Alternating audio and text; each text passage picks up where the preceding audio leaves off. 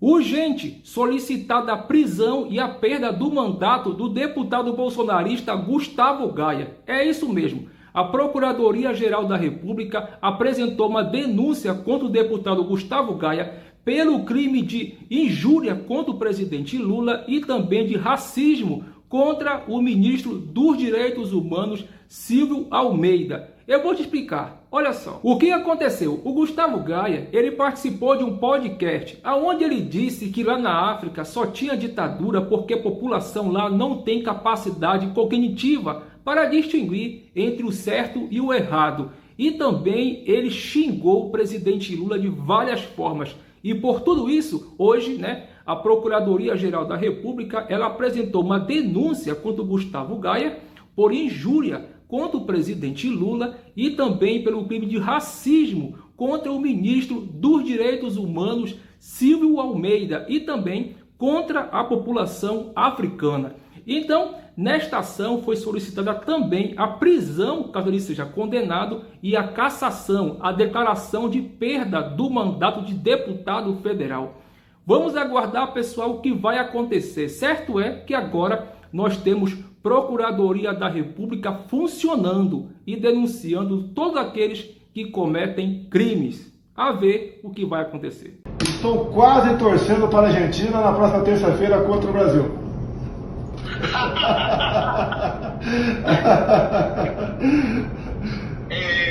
No, aparte, vamos a decirlo de otra manera, digamos, Jair, digamos, y Eduardo, para mí sería un honor enorme si vinieran para la Asunción el 10 de diciembre, sí. Sería algo hermoso. Iremos. Iremos. Sim, iremos. Digo, buenísimo. Bem, como vocês viram, o Milei convidou o Bolsonaro para a sua posse. Antes disso, já tinha xingado o presidente Lula. Ou seja, acabou com qualquer relação entre os governos, a nível presidencial. Portanto, o Lula foi até muito educado, de ter desejado sucesso ao novo governo, mesmo sem citar o nome do mentecapto argentino. Ofendeu de forma gratuita o presidente Lula. Cabe a ele um gesto como presidente eleito, ele ligar para se desculpar. Depois que acontecesse isso, eu pensaria na possibilidade de conversar. Apesar da questão governamental entre os dois países não serem das melhores, pelos motivos citados anteriormente, o Brasil pode se beneficiar na parte econômica, caso o Milei realmente cumpra o que ele está falando, sobre privatizações. Digo isso porque, na minha opinião, seria uma oportunidade do Brasil expandir sua influência no setor energético argentino, e garantir um maior domínio na América do Sul. Ele, além de confirmar a privatização da YPF, a YPF que eles chamam aqui, que é a petroleira argentina, que recentemente fez descobertas de grandes reservas de gás de xisto, que tem um potencial de retorno econômico para a Argentina. Ele disse que vai fazer essa empresa dar frutos para os argentinos privatizada. Vamos ver o que acontece. Bem, apesar dessas oportunidades, entre aspas, para o Brasil, a Argentina não passará tempos fáceis. Até mesmo o Chupetinha sabe disso. Basta olhar essa publicação que ele fez nas redes sociais. Ele sabe muito bem que a direita vai fracassar, e a esquerda vai voltar. Foi assim com o Macri na Argentina, e com o Bolsonaro aqui no Brasil.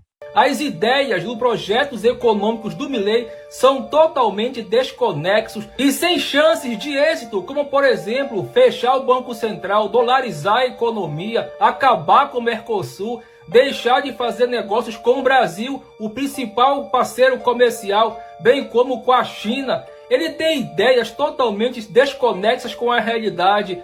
É triste, mas a Argentina vai passar por 4 anos que não devem ser fáceis.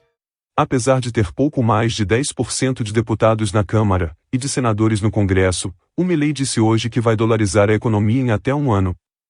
Bem, se ele conseguir dolarizar a economia, sem ter reservas de dólares, e acabar com o Banco Central, a Argentina vai virar praticamente uma ex-nação, pois o país ficará à mercê da política de juros do Banco Central dos Estados Unidos, que não vai gerir os juros olhando para a Argentina, mas sim olhando para os Estados Unidos. Exemplo, se algum problema doméstico provocar uma recessão na Argentina, não será possível baixar juros para aquecer a economia. Se o Banco Central dos Estados Unidos subir os juros, por algum motivo doméstico dos Estados Unidos, a economia argentina vai esfriar, mesmo que já esteja estagnada. A inflação pode até ficar controlada, mas isso vai custar um sacrifício muito maior para o povo, como aumento do desemprego, fome e diminuição dos serviços públicos.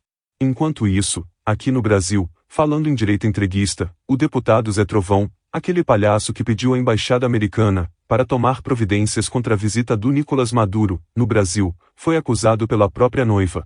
Deputado eleito por Santa Catarina, o Zé Trovão, na onda da eleição do inominável, inelegível, incompetente ex-presidente, que não se reelegeu, é verdade, mas o estado de Santa Catarina foi muito bem votado, ele está sendo acusado nada mais, nada menos do que pela própria noiva por agressão, espancamento e tentativa de sufocamento. A moça, a noiva, foi até a delegacia da Polícia Civil do Distrito Federal neste domingo, 19 de novembro, para prestar uma queixa. É Lei Maria da Penha.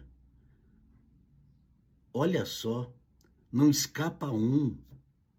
É dizer que é defensor da família, temente a Deus, pátria, liberdade. Eles querem liberdade para espancar as pessoas. Claro que ele tem todo direito de defesa, todo o amplo direito de se defender. Agora, a imprensa, a marvada imprensa que trouxe esta informação para nós, com certeza tem fontes seguras e ele tem que se explicar. Talvez ele vá dizer assim, não foi isso que eu fiz, não foi bem isso que aconteceu, foi tirado do contexto, aquele papo de sempre. Mas que ficou feio para ele e para os eleitores dele e do partido dele, com certeza ficou. Para finalizar o vídeo, a grande mídia agora diz que a preocupação do Lula é outra, depois da eleição do Milei. Também gostaria de pedir para vocês curtirem o vídeo, comentarem e seguir todos os canais mencionados. Queria jogar aqui no telão uma apuração que eu fiz de ontem para hoje sobre a preocupação do governo brasileiro, tá? Com a vitória do Milei, porque eles estão olhando, obviamente, para outras regiões e outros líderes de direita, de extrema direita, como o caso do Donald Trump em 2024.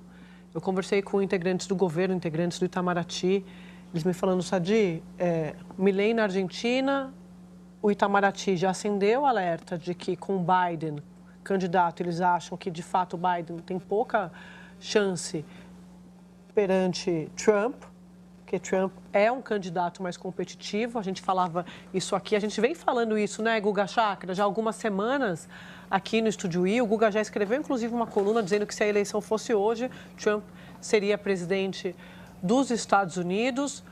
Ontem, hoje, Guga, já não sei se foi ontem ou hoje que você escreveu lá na sua coluna no Globo, que ao contrário do que a gente viu aqui no Brasil, nos Estados Unidos, quando houve o avanço da direita, na sua avaliação, o Milei não vai ter essa folga toda que Bolsonaro teve aqui para governar, não tem centrão na Argentina, ele não tem apoio de segmentos importantes da sociedade, então ele vai ter uma vida mais difícil do que a vida de Bolsonaro e a de Trump.